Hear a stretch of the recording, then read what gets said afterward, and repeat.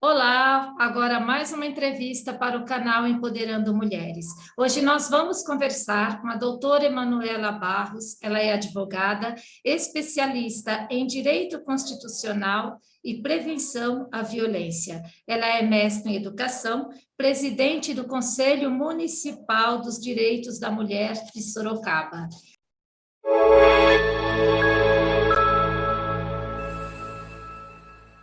Seja bem-vinda, Emanuela, tudo bem com você?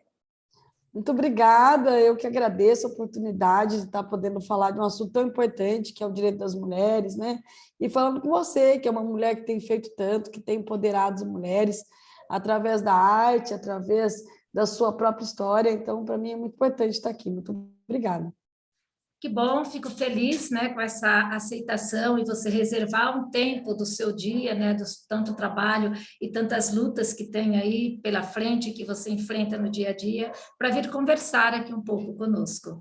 E eu gostaria que você contasse, né, um pouquinho da sua trajetória, para que as nossas seguidoras pudessem conhecer um pouquinho e saber, né, quem é a Emanuela um pouco mais. Legal. Bom, eu sou Emanuela Barros, mas todo mundo me chama de Manu. É assim que meus amigos me chamam, é assim que eu gosto de ser chamada. Eu tenho 45 anos, né? Tenho um companheiro há mais de 21 anos, tenho duas filhas, a Helena e a Luísa, e eu começo a minha trajetória no feminismo através da música. Né? Na época, no final da década de 80, começo da década de 90, a gente tem um movimento de bandas de meninas, né? O Riot Girls, que falava sobre mulheres e trazia assuntos caros para as mulheres, né? Como a questão de sexualidade, violência contra a mulher, assuntos que, infelizmente, naquela época ainda não eram tão difundidos. E aí eu lembro e brinco que falo que a primeira vez que eu leio, né, Simone de Beauvoir, num fanzine de bandas de meninas.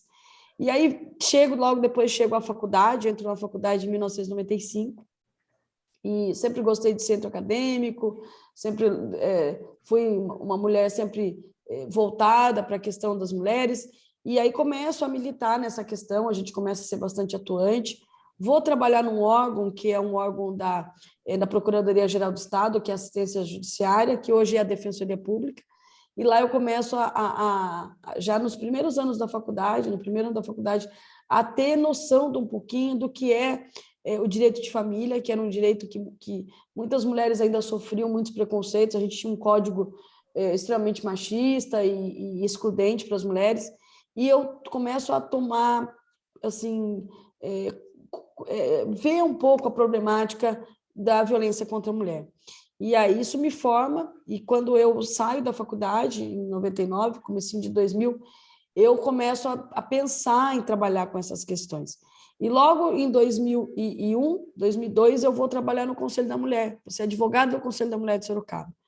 E aí começa a minha trajetória, que já vai para 20 anos de conselho, 22 anos de advocacia, e especializada nessa área. Hoje a gente tem uma banca, eu e minha sócia temos uma banca voltada para a defesa dos direitos das mulheres, é uma banca feminista e LGBTQIA+, então a gente dá prioridade para os casos das mulheres em todas as áreas, especialmente no direito de família.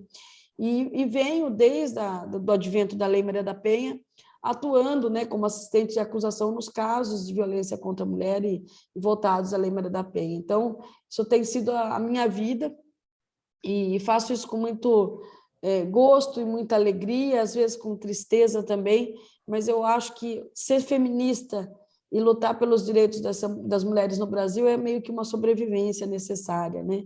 E aí chego em 2018, depois de bastante tempo no Conselho, sou eleita e atualmente, né, presido o Conselho da Mulher de Sorocaba, que é um desafio infinito, mas da qual a gente faz com bastante amor e bastante carinho. Olha que linda essa trajetória, né, e toda essa história sua. Então, começou lá atrás. Às vezes as pessoas olham hoje uma mulher e falam, nossa, ela é uma mulher que está sempre aqui e ali, mas você já desde nova já sentiu esse chamado, né, para que você pudesse estar com isso em pauta na sua vida, né, no seu trabalho, no seu dia a dia. E isso é muito importante.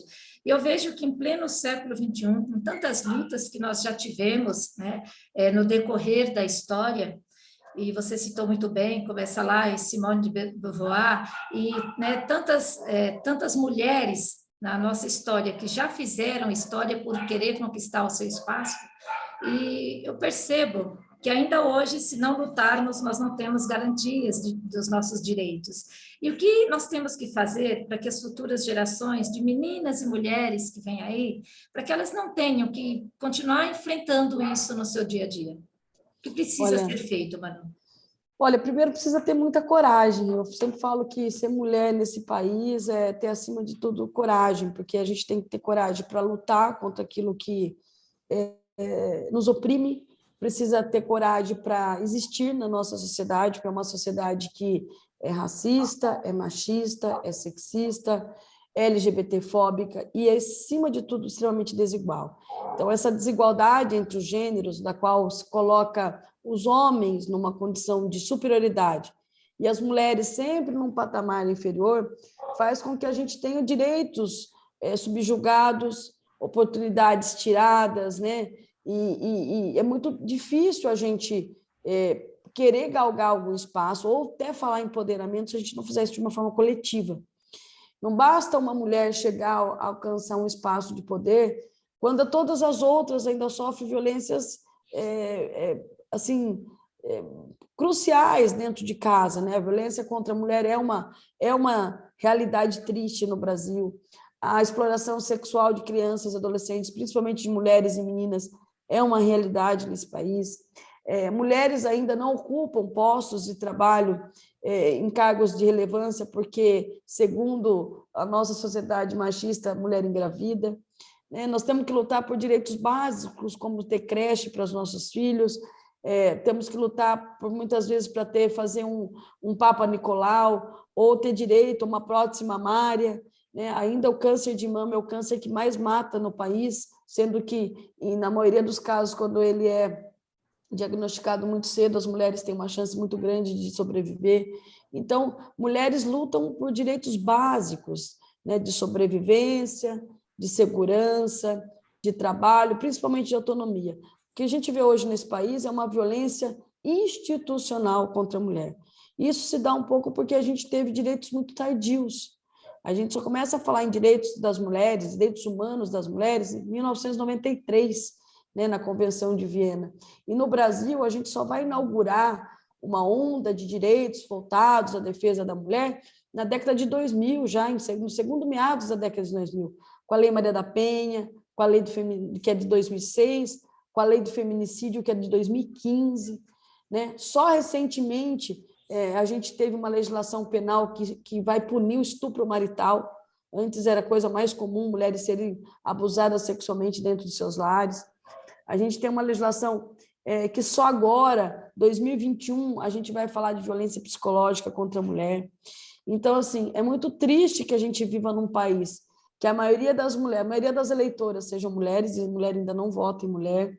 É muito triste a gente ter mulheres ocupando os espaços de poder importante. Por exemplo, na minha profissão, nós já somos as integrantes da advocacia em maior número, ocupamos espaços da magistratura, mas a gente ainda vê algumas profissões ainda que são relegadas a segundo escalão, né? Sempre dos cuidados. Então, as mulheres dos serviços gerais, né? As enfermeiras, as cuidadoras, auxiliares de limpeza, são aquelas que ainda são subjugadas, sempre fazendo duplas, triplas ou até quádruplas jornadas e muitas vezes ainda sofrendo violência. Então, falar de direitos das mulheres no Brasil e falar de empoderamento, mas principalmente de falar de existência, isso está tudo interligado e diria que para as meninas que estão começando agora, para elas não desistirem e não esquecerem que essa luta começa muito antes da gente e precisa ir muito além do que a gente vai também.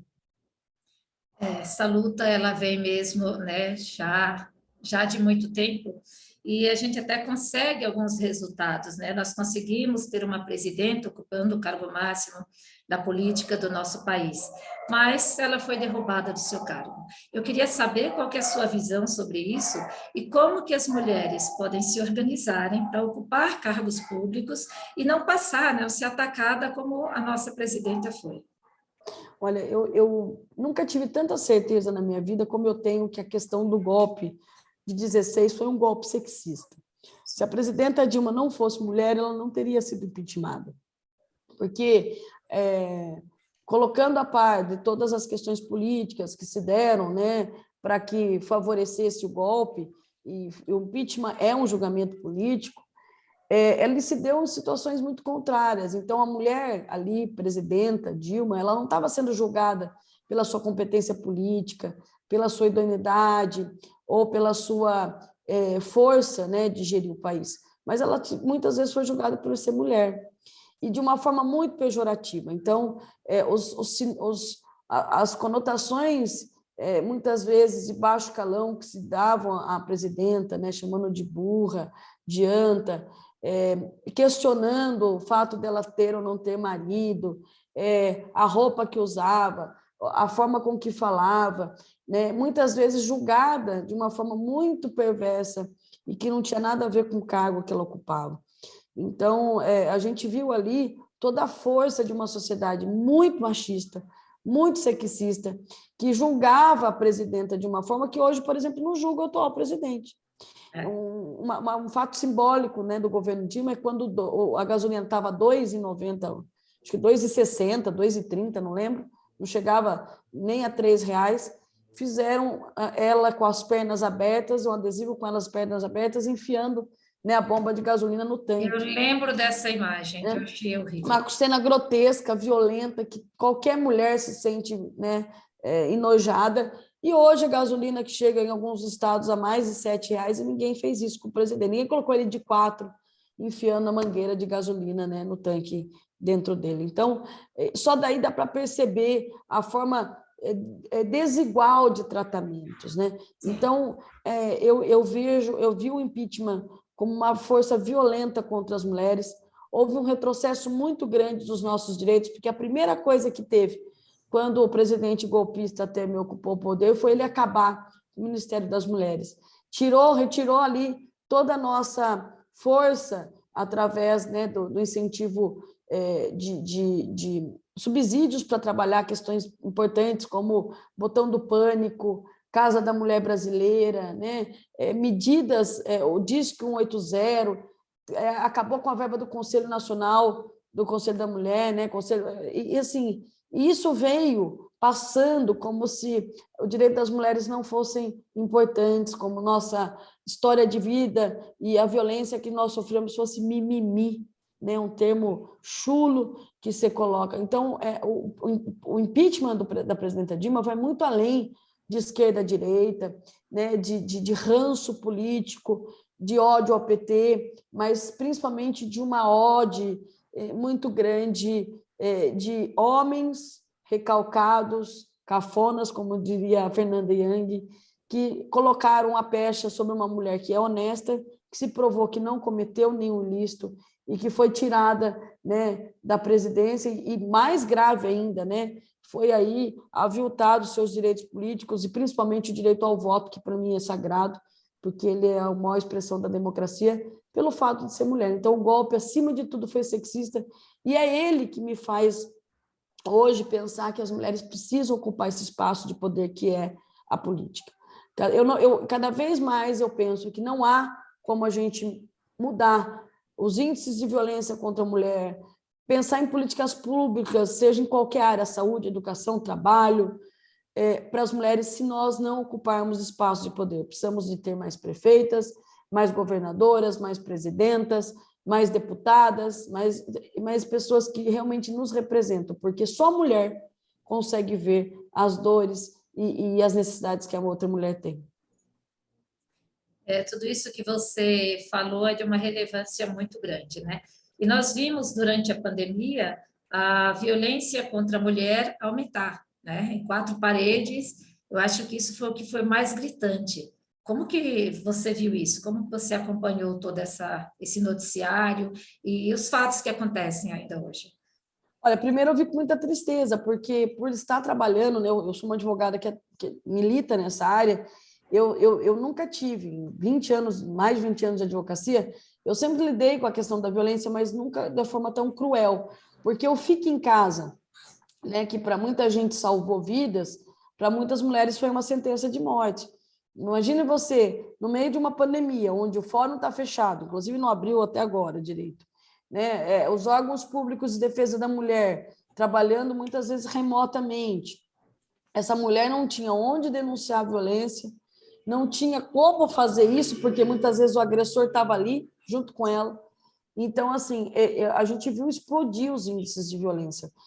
No estado de São Paulo, logo nos primeiros meses da pandemia, aumentou em 37%, né, os boletins de violência doméstica, as medidas protetivas. Sorocaba teve um salto assim, gigantesco de medidas protetivas de urgência que foram requeridas durante a pandemia. E a crueldade da violência. Então, antes que você tinha... os casos de feminicídio aumentaram sobremaneira. Então, se a pandemia ela foi ruim para todo mundo, para as mulheres eu entendo que foi muito pior, porque elas tiveram dois problemas. Elas tiveram, primeiro, a questão dos cuidados, que são relegados à mulher. Então, muitas mulheres que trabalhavam em casa, trabalhavam fora, tiveram que redobrar o trabalho, porque tinham que cuidar de alguém que estava doente. 70% da força de trabalho contra a Covid era feminina. Né? Muitas mulheres perderam os empregos por conta da questão da pandemia, principalmente as auxiliares do trabalho braçal e auxiliares de limpeza, né? Pessoas que faziam faxina, empregadas domésticas. Primeira pessoa a morrer no país de Covid foi uma empregada doméstica no Rio de Janeiro. Né? Então, a gente não pode esquecer isso. Então, a pandemia ela sobrecarregou as mulheres do ponto de vista do trabalho, mas ela também fez explodir a questão da violência doméstica, porque a violência doméstica ela prolifera dentro dos lares. E o ficar em casa para essas mulheres, realmente, para alguma delas, infelizmente, foi uma sentença de morte. É verdade, você tocou nesse assunto e logo lembrei, né, de toda a situação que nós acompanhamos durante todo esse tempo. E nesse mês de maio, né, é um mês em que a gente está vendo aí, sempre faz uma campanha mais forte, né, para essa luta do combate ao abuso e à exploração de crianças e adolescentes. Como é que é essa situação aqui em Sorocaba? Eu venho do Vale do Ribeira e eu acompanhava muito, fazia muito esse enfrentamento, né, com a comunidade lá e mais com a PAI, né, onde a gente tinha crianças deficientes e muito violentadas e ali vulneráveis com os seus padrastos e, né, a questão familiar. Então, era muito forte, a gente tinha muito caso e muitas denúncias. E aqui em Sorocaba, como que é isso? Olha, a gente começou a pensar nessa problemática, né, da violência e da exploração sexual de crianças e adolescentes já em 2008, aqui em Sorocaba, porque tinha um programa do município, que era o VIVA, que era da Vigilância Epidemiológica de Sorocaba, e tinha uma enfermeira, que é a Daniela Valentim, que trabalhou muito essa questão junto com a gente. Eu era, na época, advogada do CREAS, e atendia os casos de VVS, né, que é a violência sexual de criança e adolescente. E a gente começou a entender que tinha duas questões muito tristes relacionadas à questão da violência sexual de criança e adolescente. Primeiro, que aquele homem do saco, que a gente tinha medo quando a gente era criança, e quando a gente falava para os nossos filhos, olha, toma cuidado, ele estava dentro de casa. Né? Os casos de violência infantil intrafamiliar, eles superam qualquer tipo de violência extra. Né? Então, a primeira coisa que choca é a enormidade de casos. Eu trabalhava no CREAS em Sorocaba, eu atendia 2 dias por semana, 4 horas cada dia, 8 horas, né? Fazia 20 horas semanais, quando fazia, e eu atendia, em média, de 4 a 6 casos novos por semana. Então, para ver um índice altíssimo. E segundo, da proximidade dos agressores. Então, eram pais, avós, tios, padrastos, irmãos, né, padrinhos, sim, pessoas próximas à família. E isso me chamou muito a atenção, né, de por que daquela questão. E muitos casos de violência sexual, eles ficavam subnotificados, porque, embora aparecesse para a gente de alguma forma, ou através da escola, muitas vezes era na escola que aparecia o caso, porque a criança acabava demonstrando algum sinal, ou nas UBSs, existia um medo muito grande das famílias denunciarem. Sim. Porque muitas vezes esse agressor, ele era às vezes o arrimo de família, ou ele era a pessoa o elo, né, forte da família, o patriarca. Existia, então, a síndrome do segredo, que é as pessoas que aquilo acontece ali, morre ali, ou a síndrome da negação. Muitas crianças denunciavam e as próprias mães e os pais, né, que acabavam negando que aquilo acontecia, e era muito triste. E eu atendi, acho que mais de 300 casos de violência sexual ao longo do tempo. Por todo esse tempo, atuo até hoje como assistente de acusação em alguns casos.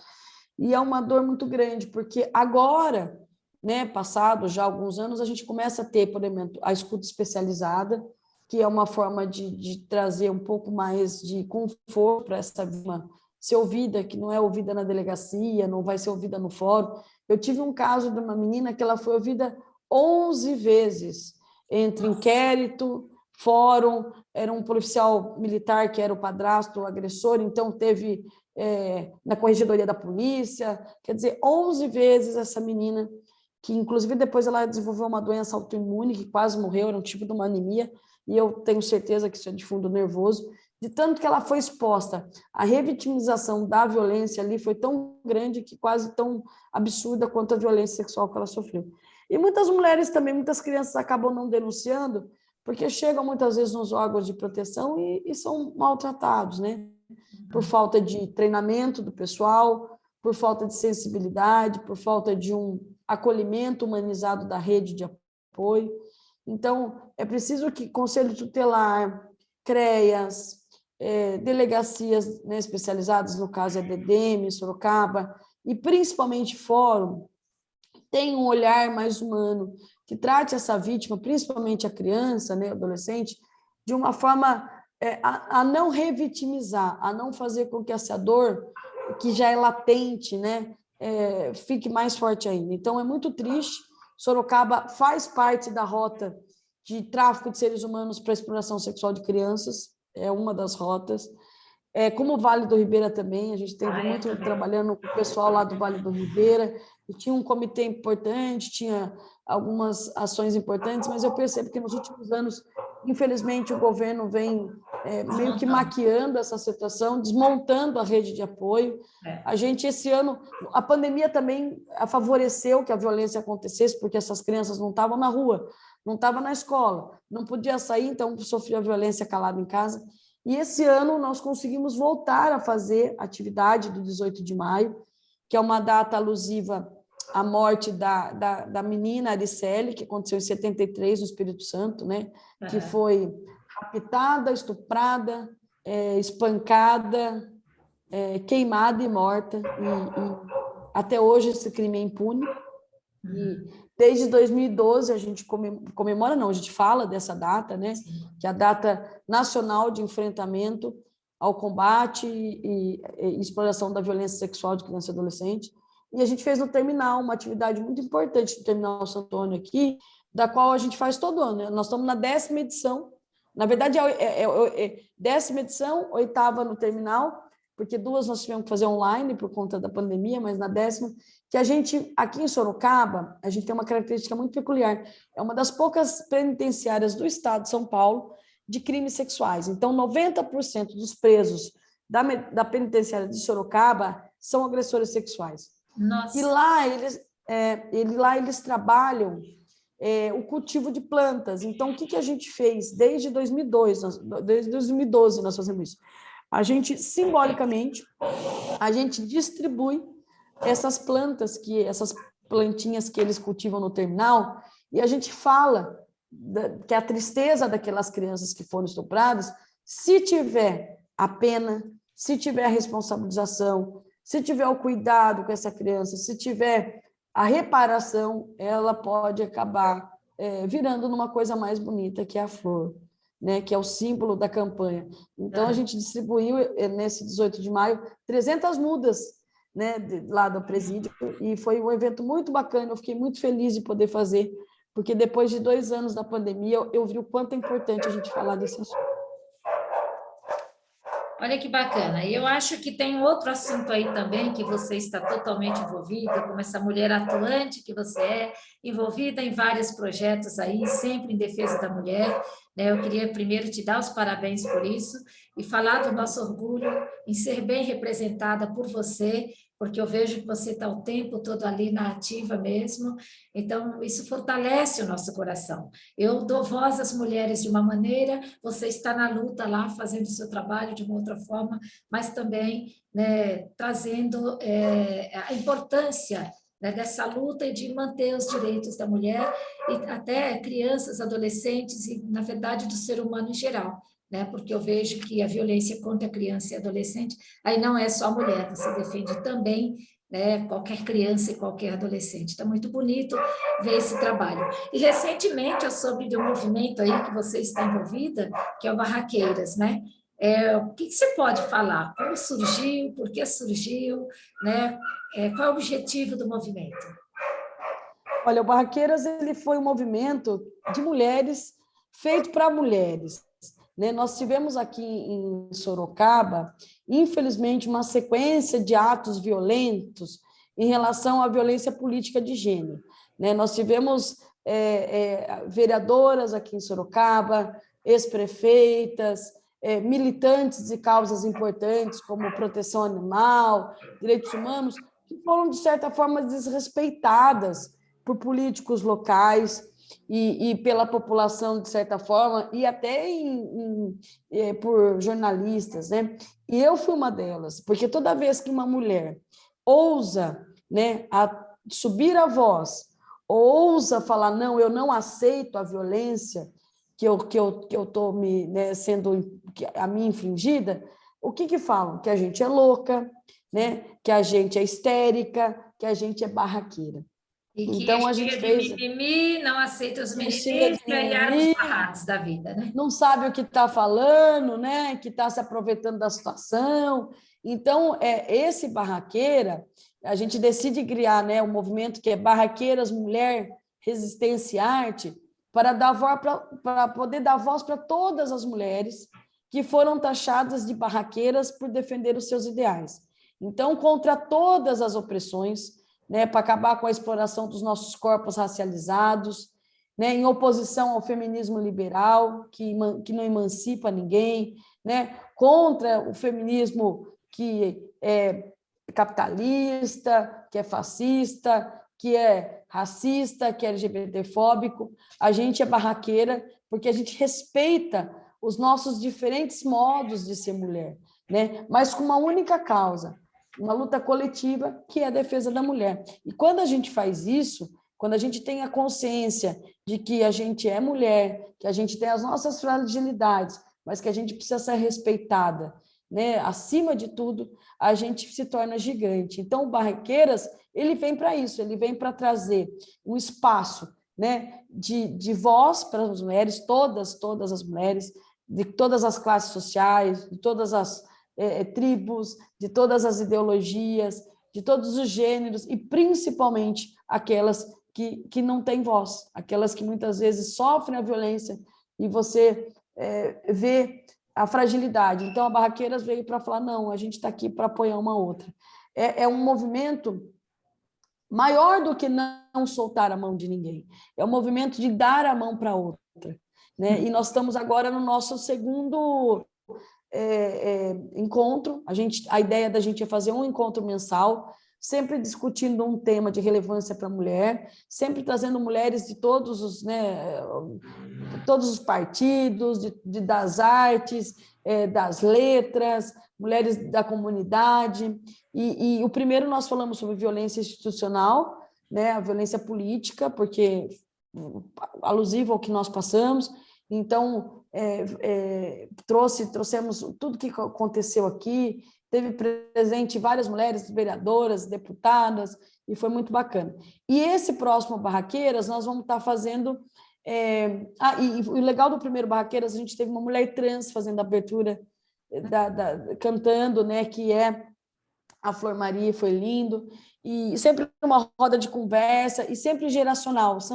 Teve a minha filha fazendo uma poesia dela, falando de quanto ela se sente muitas vezes invadida por ser menina e já sofreu assédio desde cedo, né? E o próximo Barraqueiras nós vamos fazer agora no dia 28, posso estar divulgando aqui, no dia 28 de maio, E por ser maio, o mês que a gente fala que é o mês das mães, passado nós falamos sobre a questão da violência institucional política de gênero, e desse mês, o mês de maio, o mês das mães, né, das mulheres, a gente vai falar sobre maternância e maternidade. Então, trazendo a questão, né, da maternidade, mas não de uma forma como ela é colocada, né, para vender produto, que a maternidade é coisa maravilhosa, que é a melhor coisa que acontece na vida das mulheres, que ser mãe é meio que uma sina de mulher.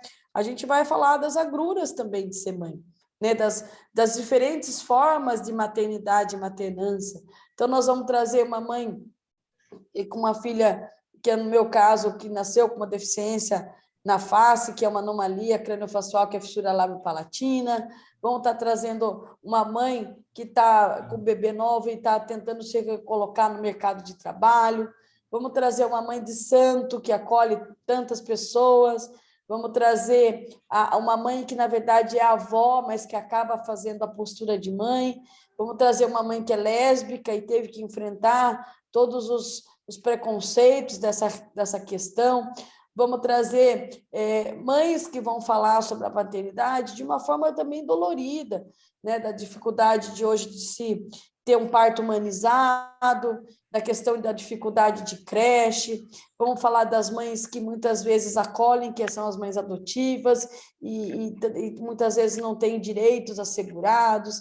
Vamos falar também dessa paternidade que muitas vezes é relegada, da falta, né, de espaço que a gente tem para crescer profissionalmente enquanto mãe. Então, vai ser bem bacana essa uma roda de conversa aberta à população.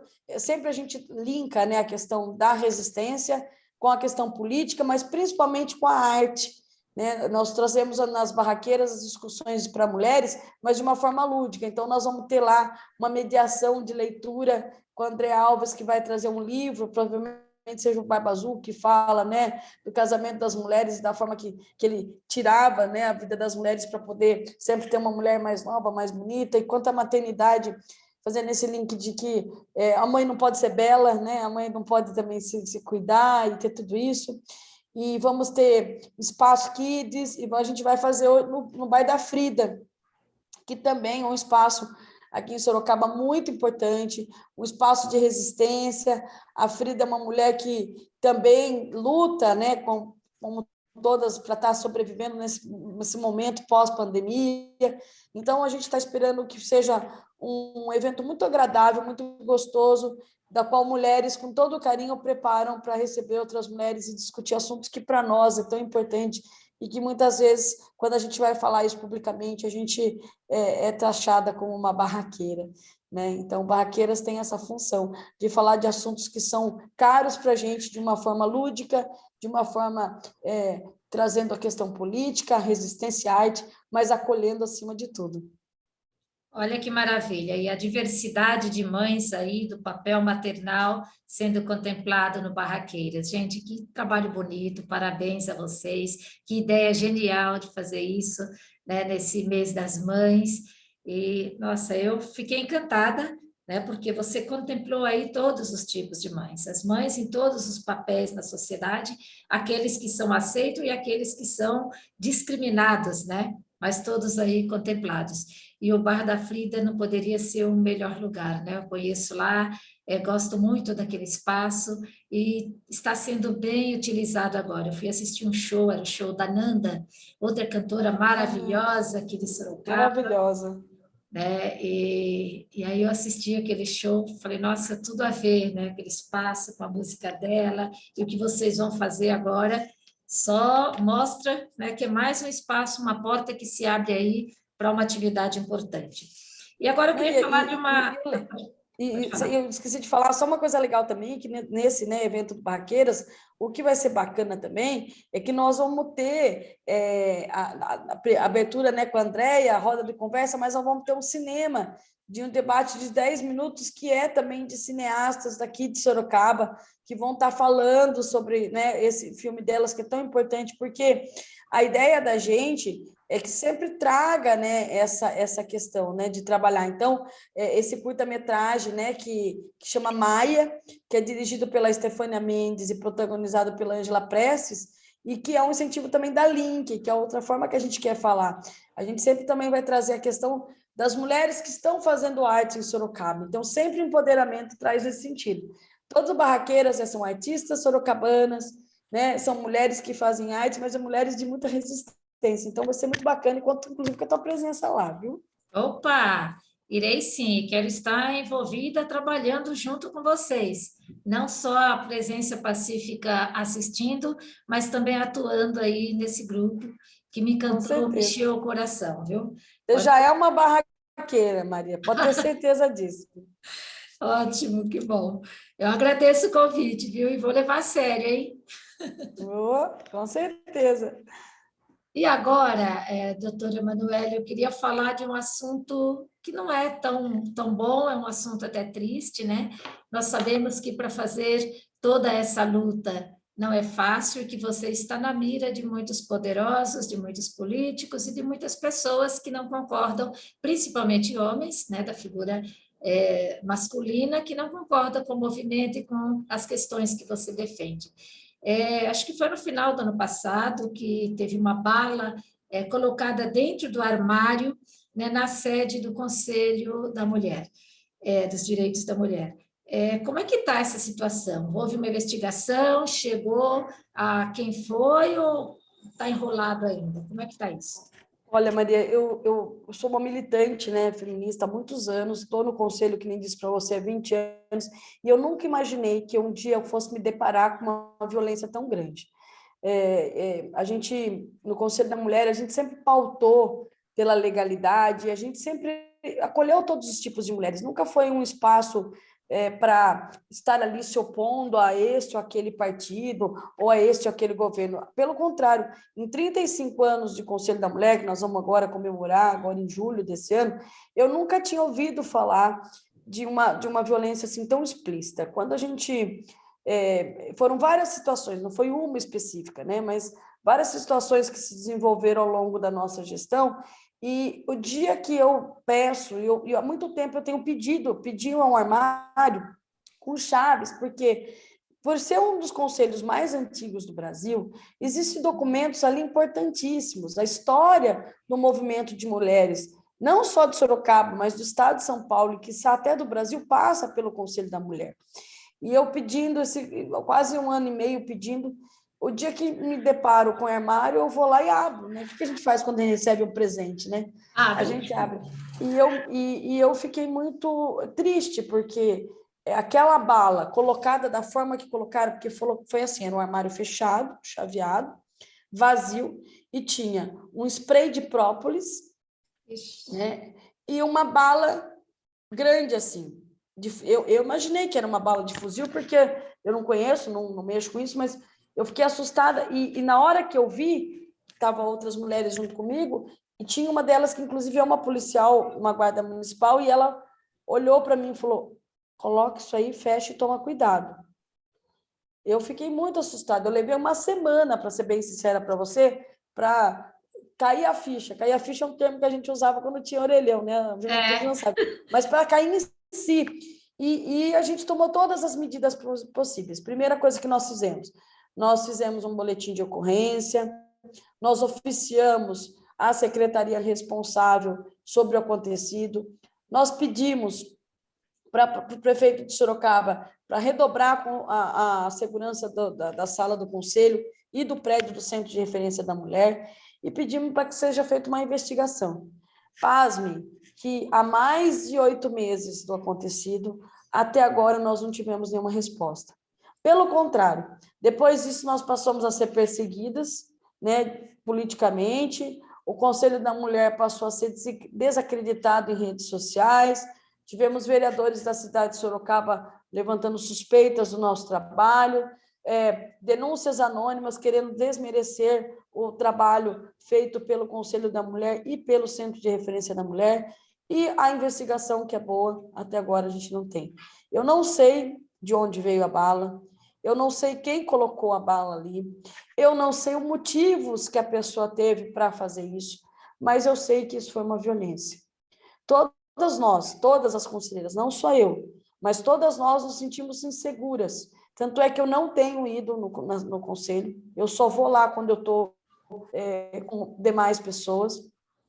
As nossas reuniões sempre são precedidas de muita atenção, porque a gente chega bem, mas não sabe se faz sair de lá bem. Eu tive que mudar muita coisa da minha vida, eu não tenho participado mais de lugares onde tem grande número de pessoas, porque eu não sei, e, acima de tudo, aquele gosto amargo de se sentir insegura. É muito triste a gente fazer um trabalho que, ao meu ver, é importante para a sociedade, porque a única coisa que a gente quer fazer é a defesa das mulheres. Nós não temos nenhum interesse escuso ou outro interesse que seja a não ser fazer a defesa das mulheres, porque é para isso que eu fui eleita, e você se sentir ameaçado. É assim que eu me sinto.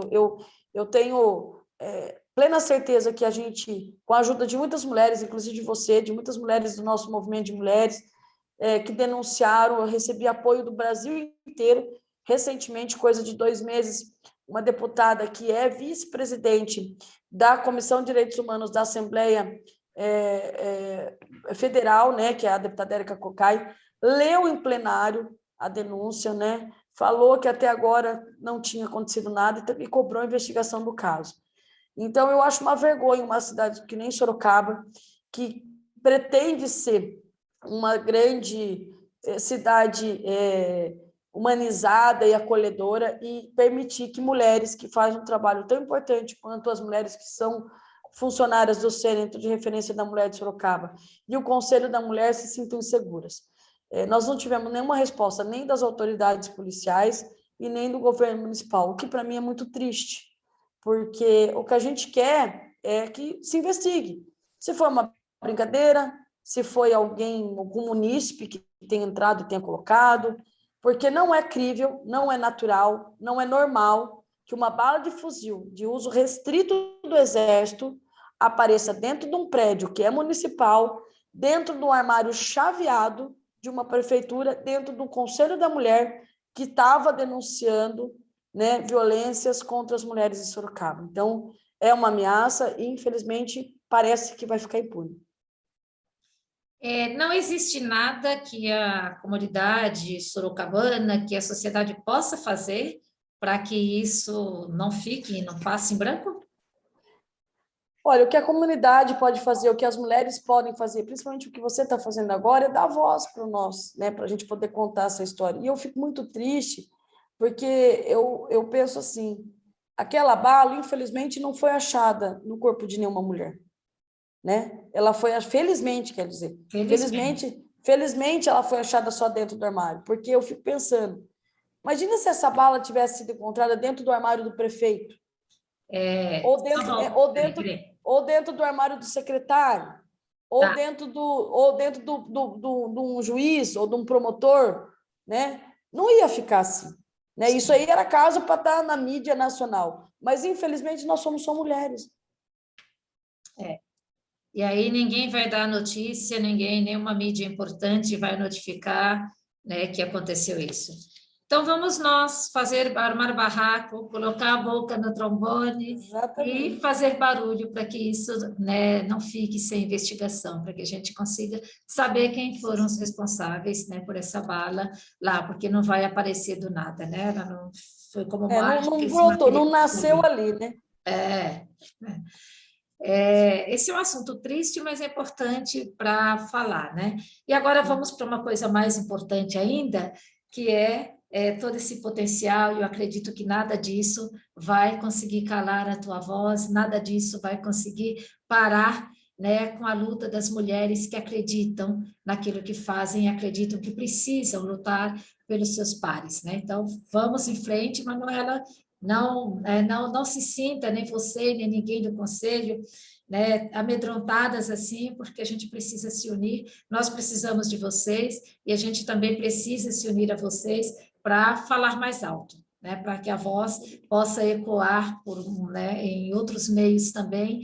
Essa entrevista aqui, ela será transmitida futuramente também pela TV Channel, é um canal, uma televisão, né, que ela abrange, né, vários países aí, são 32 países que já têm a transmissão da TV Channel Network, e as entrevistas feitas pelo canal Empoderando Mulheres são reprisadas lá, normalmente depois de 20 dias a um mês, são reprisadas também na TV Channel. Então, assim, nós vamos unindo as nossas vozes, né, e falando cada vez mais para o público e abrindo caminho aí, espaço para que as mulheres tenham seus direitos assegurados, né? E eu queria saber de você, com toda essa luta, você se sente uma mulher empoderada? Né? O que é, né, esse empoderamento feminino para você? Olha, eu me sinto uma mulher privilegiada, porque eu tenho uma rede de apoio e eu consigo conviver e caminhar com mulheres que me dão suporte, que me dão coragem, que me dão a mão quando eu mais preciso. Mas para falar de uma mulher empoderada, para se tornar uma mulher empoderada, eu acho que ainda falta bastante coisa, porque não basta a gente estar empoderada, não basta a gente estar ou emancipada, que é outro termo que a gente usa também com frequência, sabendo que as mulheres ainda sofrem tanto quanto sofrem. Eu, por exemplo, lido todos os dias com violências, né? Então, por exemplo, hoje eu me sinto a pessoa mais empoderada do mundo falando com você. Ai, que bom. Porque eu consigo contar a nossa história, eu consigo falar de projetos que eu tenho certeza que vão fazer a diferença na vida das mulheres. Mas passando aqui, amanhã volta uma realidade, eu vou ter uma mulher ali que sofreu, que apanhou, que está sendo abusada. Hoje eu peguei um caso de uma menina que foi abusada em Sorocaba e uma amiga, né, da família que teve que levar essa menina para fora de Sorocaba e ela denunciou na mídia e está sendo agora sofrendo ameaças. Então, assim, é muito triste a gente pensar que a gente ainda vive num país em que as mulheres ainda sofrem tanto. Então, eu me sinto uma mulher empoderada pelas minhas amigas, pela minha família, pela minha profissão, pelo campo político que hoje eu atuo, de mulheres tão lutadoras, mas, ao mesmo tempo, eu não me sinto plena totalmente, porque eu sei que muitas irmãs, muitas companheiras, muitas pessoas que eu gostaria de ver plenas também não estão. Então, assim, a gente só vai ter a verdadeira emancipação, o verdadeiro empoderamento feminino quando ele se der de forma coletiva. Infelizmente, a gente ainda tem todas essas situações aí acontecendo, né, com as mulheres. E qual que seria a palavra, né, uma palavra que pode traduzir quem você é? Que palavra te define? Eu acho que coragem, porque Opa. coragem não é ser valente, coragem é temer aquilo que a gente não pode, mas sempre procurar avançar. E coragem vem de coração, acho que eu sou uma pessoa muito que tem essa questão do coração, né? Sempre faço as coisas com muito amor, então acho que coragem me define bastante. Então, a partir de hoje será Manu Coragem, né? Sempre foi, mas agora definido a palavra saída da boca dela. Então, vou te chamar de Manu Coragem. Embora seja a doutora Emanuela, mas para mim será Manu Coragem, ok? Obrigada, querida. Fico muito, muito feliz, muito lisonjeada. Acho que maravilhoso esse trabalho que você está fazendo, dando voz. Eu tenho sempre falado que não tem nada mais empoderador do que você dar poder para outra mulher. Ai, que bom. Eu acho bacana isso, porque esse espaço nasceu exatamente para isso. Você, mulher que está aí, quer participar da nossa entrevista, tem uma história para contar, né? Que ajude outras mulheres, que possa inspirar outras mulheres, pode me deixar as mensagens no comentário desse vídeo, que eu leio todas as mensagens, e entre em contato. Se você gostou desse vídeo e acha que é importante, né, divulgar para outras pessoas, para que mais mulheres saibam, né, desse trabalho que o Conselho da Mulher faz aqui em Sorocaba, para que outras mulheres se sintam também encorajadas e empoderadas. Curta esse vídeo, compartilhe e ajude o nosso canal. Se inscreva no nosso canal e venha fazer parte, venha dar voz também a outras mulheres. Se você tem algo a dizer, venha aqui também, que eu vou ficar muito feliz em poder conversar com você, e todas as mulheres vão ficar felizes em te ouvir a sua história, como hoje estamos ouvindo aqui a história da Manu. Então, a entrevista é realmente para deixar que cada um fale do seu trabalho, de como se empodera e de como empodera outras mulheres que estão ali no seu entorno. Manu, muito obrigada por tudo.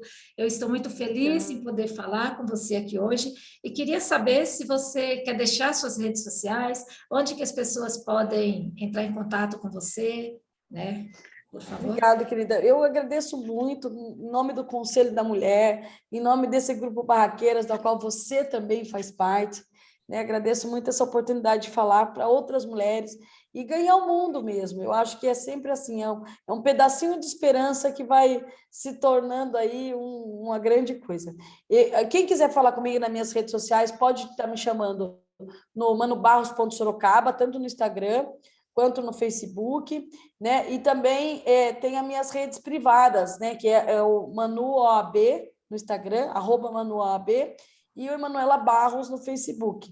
E se quiser o meu e-mail também, se precisar falar comigo, é manuoab@gmail.com. Eu sempre respondo também, né? E estou sempre aí. E o Conselho da Mulher também tem as redes sociais dele, que é cmdm.sorocaba. Né? Então, quem quiser também procura o Conselho da Mulher de Sorocaba, que também tem sempre informações importantes lá. Isso. C de conselho, M de mulher. Só repetindo É CMDM, Conselho Municipal dos Direitos da Mulher. Tá. cmdm.sorocaba. Isso, aí fica mais fácil, porque pronunciando é mais fácil de gravar. Isso, isso. E, então, o meu é manubarros.sorocaba, também facinho de achar. Tá. Queria que você deixasse uma mensagem para as mulheres que assistiram todo esse bate-papo até aqui e aquelas que vão assistir, né, esse vídeo futuramente. Bom, eu queria dizer para todas as mulheres que elas não estão sozinhas, que quando a gente tem a dimensão de que a gente sempre pode contar com alguém que está do nosso lado, que a gente pode pedir ajuda, que a gente não deve nunca se calar, a gente deixa de sofrer e passa a viver. Então, a gente precisa sempre acreditar. E eu acho que nós estamos num momento muito de esperançar. E esperançar, para mim, é poder contar com outra amiga, com outra colega, é poder sempre estar dando poder para outra mulher, porque não tem nada mais empoderador do que apoiar outra mulher. Que linda essa mensagem, tocou meu coração e acredito que de muitas vocês que estão aí nos assistindo, eu quero agradecer a cada uma, dar um beijo no coração de vocês e reforço as palavras da Manu. Não importa o que você está passando, procure ajuda, né? Procure socorro. É uma mão estendida para você, vai haver, né? Com certeza, procure o Conselho da Mulher, procure uma outra mulher, se você não tiver coragem, para que ela possa ir com você, te dar essa força, mas faça valer a sua vontade, faça valer os seus direitos.